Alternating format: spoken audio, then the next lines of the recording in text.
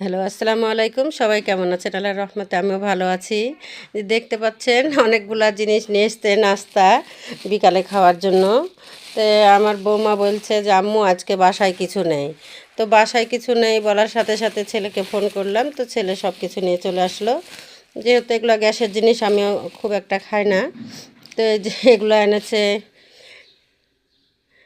কেমন লাগছে সবাইকে অবশ্যই জানাবেন।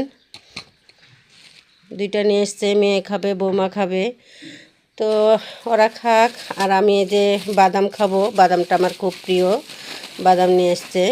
তো সবাই কমেন্টে জানাবেন এগুলা সন্ধ্যার পরে খেতে কেমন লাগে। তার সাথে থাকবে দুধ চা। দুধ চা তো আমার খুবই প্রিয়। আদা চাও ভালো লাগে, আদা চাও খুব সুন্দর, কিন্তু দুধ চাটাও বেশি ভালো লাগে।